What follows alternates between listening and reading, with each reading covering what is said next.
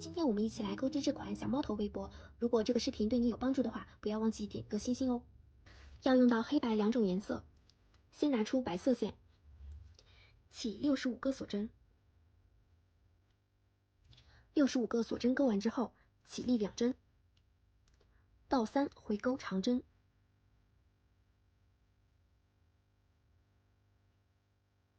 这一行我们都钩长针。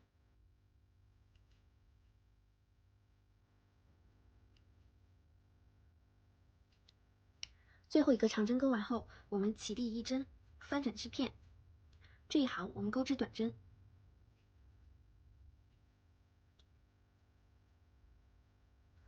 短针钩完后，我们起立1针，翻转织片。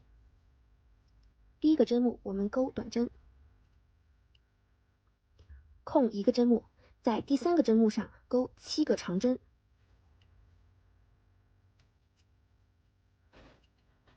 7个长针钩完之后，我们空1个针目，在下一个针目钩织短针。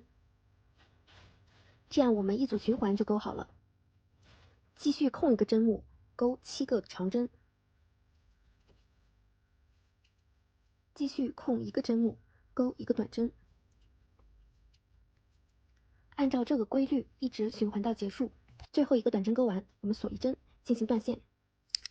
继续用白色线，我们钩织系带的部分，起3个锁针，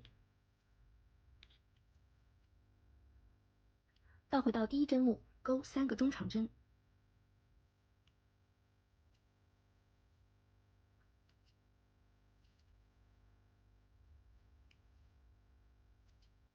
3个中长针钩完，我们锁2针，在第一个针目进行引拔。引拔结束，我们的小圆片就钩好了。继续钩系带部分，我这里钩了45针。拿出我们的主体，从右边的第一针入针，用引拔针的方式与主体连接。引拔连接完，我们用同样的方式来钩一段系带和这个小圆片。拿出黑色线，在右边第一针入针，把线带过，锁1针。我们钩1圈的短针来当黑色花边。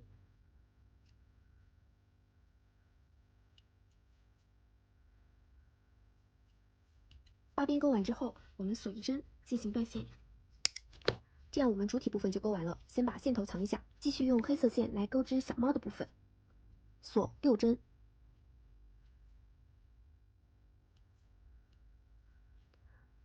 倒2回钩4个短针。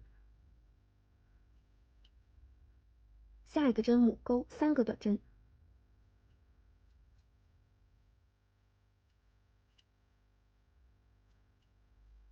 继续钩3个短针。下一个针目钩短针加针。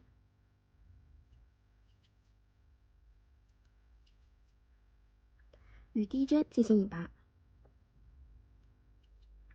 引拔结束后锁1针，在引拔的针目钩1个短针加针。继续钩3个短针，再钩3个短针加针。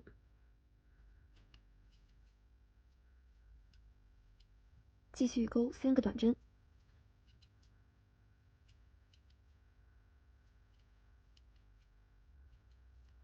2个短针加针。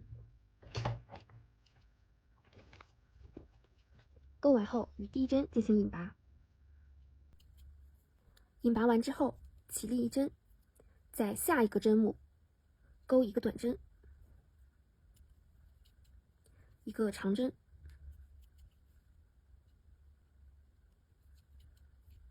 一个短针，接着钩3个引拔针。